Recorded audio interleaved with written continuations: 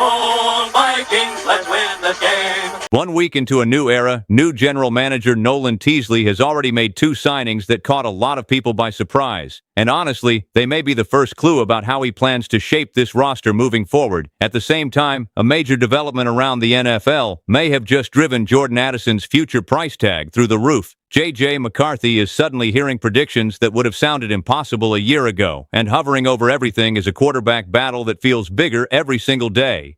Vikings Nation. There is a lot happening inside TCO Performance Center right now, and some of these developments could shape the future of this franchise far beyond 2026. One of the first moves under the new front office regime wasn't at quarterback, wasn't on defense, and wasn't a blockbuster headline. Instead, it happened quietly at wide receiver. But when you look closer, this move might be more important than it first appears. The Vikings added 2 former Seahawks undrafted rookies, Michael Briscoe and Trayvon Rudolph, giving the receiver room even more competition behind Justin Jefferson and Jordan Addison. And what stands out immediately is the production these 2 players bring from college. Combined, they put up more than 4,200 receiving yards and 27 touchdowns during their collegiate careers. That doesn't guarantee NFL success, of course. We've all seen players dominate at smaller levels and struggle to make a roster on Sundays, but these additions tell us something important about what new general manager Nolan Teasley is trying to build.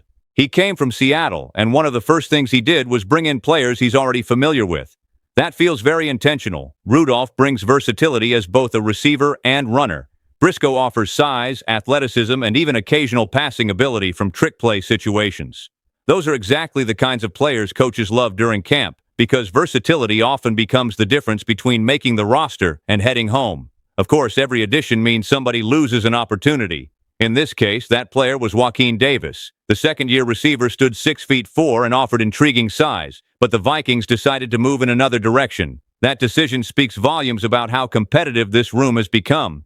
Behind Jefferson, Addison, and newcomer Jawan Jennings, there are already numerous players battling for a handful of spots. Every practice rep matters. Every preseason snap matters. One mistake can completely change somebody's summer. What fascinates me most is that none of these receivers truly know who will be throwing them the football in Week 1. Kyler Murray is expected to lead the race, but J.J. McCarthy and Carson Wentz remain factors, and for all the excitement surrounding the talent at receiver, their ultimate success depends heavily on finding stability under center. The competition at wide receiver just intensified, but the bigger question still hasn't been answered. Who's actually throwing these guys the football when Week 1 arrives? Sometimes news from a division rival can make Vikings fans nervous, and that's exactly what happened when Green Bay handed out a massive contract. The moment Christian Watson reportedly landed a 4-year deal worth more than $110 million, a lot of people around Minnesota probably had the same reaction. If he's getting that kind of money, what is Jordan Addison eventually going to cost? And honestly, it's a question the Vikings may have to answer sooner than they'd like.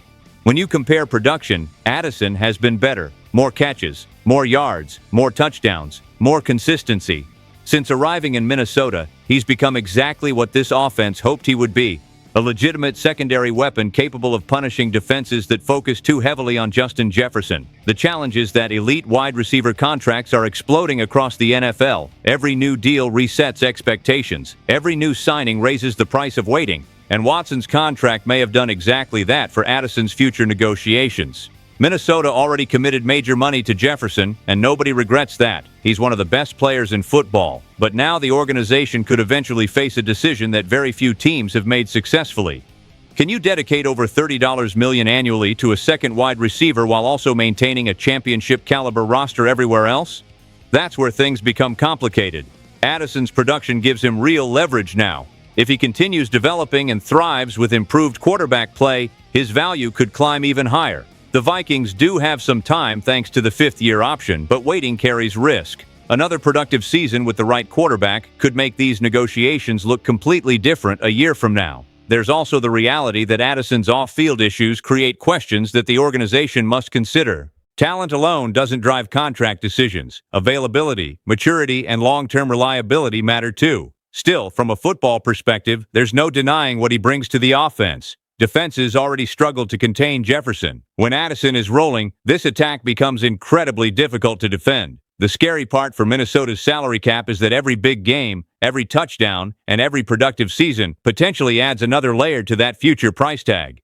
There's an uncomfortable reality surrounding the quarterback position right now, and longtime Vikings fans can feel it. A year ago, many people viewed one young player as the future of the franchise. The plan seemed straightforward: develop him, support him, build around him. Now, the picture looks very different. J.J. McCarthy entered this organization carrying enormous expectations as a top 10 draft pick. But injuries, inconsistency, and organizational changes have altered the conversation dramatically. The latest prediction-making headlines suggest something many Vikings fans probably never imagined hearing this soon. Not only could McCarthy begin the season behind Kyler Murray, but some believe he could eventually fall behind Carson Wentz as well. Think about that for a second. That would place him third on the depth chart after being viewed as the long-term answer. Whether that prediction comes true or not, it shows just how much the conversation has changed. Minnesota moved on from Sam Darnold. They allowed Daniel Jones to leave. The organization invested heavily in the idea that McCarthy could eventually lead this team. Yet now the confidence around him feels noticeably different.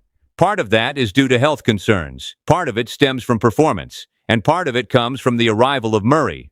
What makes this situation especially tricky is the financial side. Trading McCarthy right now would likely mean selling low on a valuable asset.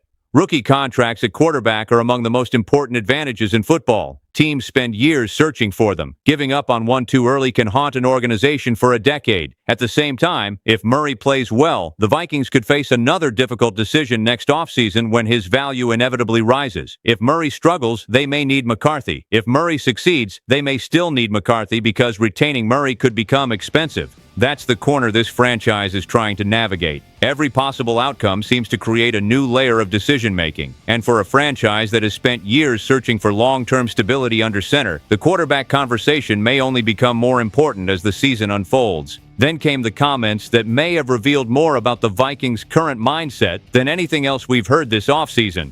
When new general manager Nolan Teasley stepped in front of reporters, everyone wanted answers about the quarterback competition. Not necessarily because fans don't like competition is healthy, but because this particular battle involves the future direction of the franchise. Teasley's message was simple: the quarterback room is deep, it's competitive, and the coaching staff will determine how everything unfolds. On the surface, that sounds reasonable, but if you read between the lines, there's a message that's hard to ignore. Nobody is handing J.J. McCarthy anything anymore. The red carpet appears to be gone. The automatic path to becoming the starter no longer exists. Instead, McCarthy finds himself competing against a former number 1 overall pick in Kyler Murray and an experienced veteran in Carson Wentz. That's a very different environment than many expected a year ago. What makes this story especially fascinating is how quickly perceptions can change in the NFL.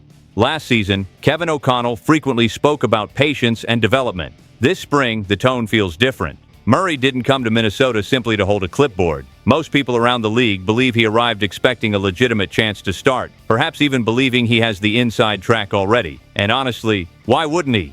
He's a 2-time Pro Bowler joining one of the league's most quarterback-friendly offensive environments. Add Justin Jefferson, Jordan Addison, T.J. Hawkinson, Aaron Jones, and O'Connell's system, and suddenly Minnesota becomes one of the most attractive landing spots available. Meanwhile, McCarthy's comments about sharing the classroom with Murray sparked even more speculation. Some fans interpreted them as professionalism.